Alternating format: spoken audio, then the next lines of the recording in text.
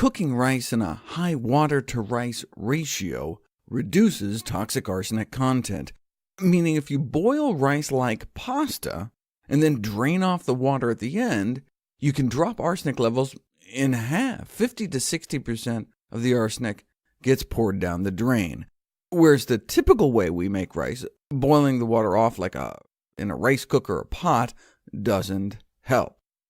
Or may even make things worse if the water you're using to cook the rice has arsenic in it too, a problem that exists for about 3 million Americans, as about 8% of public water supplies exceed the current legal arsenic limits. But cooking rice in excess water and then discarding efficiently reduces the amount of toxic arsenic in the cooked rice. Yeah, but how much nutrition are you pouring down the drain when you do that? We didn't know until now. Unpolished brown rice naturally contains nutrients that are lost when the bran layer and germ are removed to make white rice. To compensate, since the 1940s, white rice has had vitamins and minerals sprayed on it to quote-unquote enrich it. That's why cooking instructions for white rice specifically say don't rinse it and cook it in a minimal amount of water. In other words, the opposite of what you do to get rid of some of the arsenic. But brown rice has the nutrients inside, not just sprayed on. For example, rinsing white rice, like putting it in a colander under running water, removes much of the enriched vitamins sprayed onto the white rice surface during manufacture, removing most of the B vitamins, but has almost no effect on vitamins in whole grain brown rice because it's got the nutrition inside. Same thing with iron. Rinsing white rice reduces iron levels by like 3/4, but the iron in brown rice is actually in it, and so rinsing only reduces the iron concentration in brown rice by like 10%. But rinsing didn't seem to affect the arsenic levels, so why bother? Now, if you really wash the rice, like agitate the uncooked rice in water for 3 minutes and then rinse and repeat, you may be able to remove about 10% of the arsenic, and so this research team recommends washing as well as boiling in excess water. But I don't know if the 10% is worth the extra wash time. But the boiling like pasta and then draining the excess water really does cut way down on the arsenic.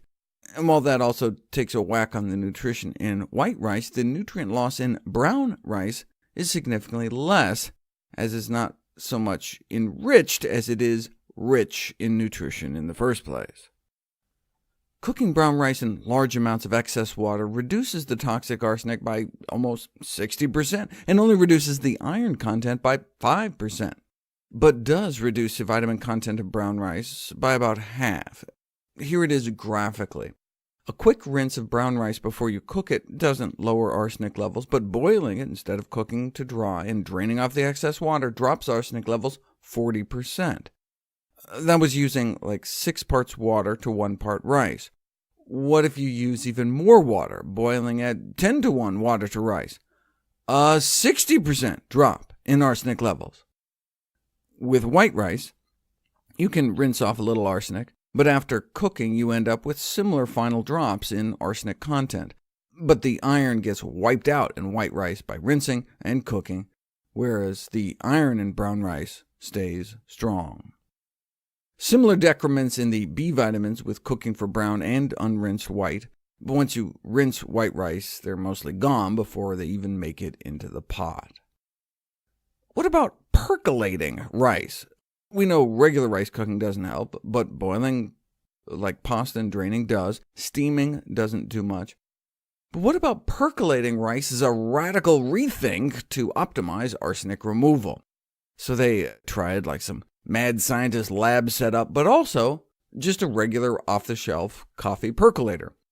But instead of putting coffee, they put rice, percolating 20 minutes for white, 30 for brown, and got about a 60% drop in arsenic levels using a 12 to 1 water to rice ratio. Here's where the arsenic levels started and ended up. The squares are the brown rice, circles are the white, so raw brown may start out double that of raw white, but after cooking with enough excess water and draining, they end up much closer. Though 60% percolating at a 12 to 1 ratio was about what we got boiling at just 10 to 1, so I see no reason to buy a percolator. But even with that 60%, what does that mean? By boiling and draining a daily serving of rice, we could cut excess cancer risk more than half, from like 165 times the acceptable cancer risk to only like 66 times.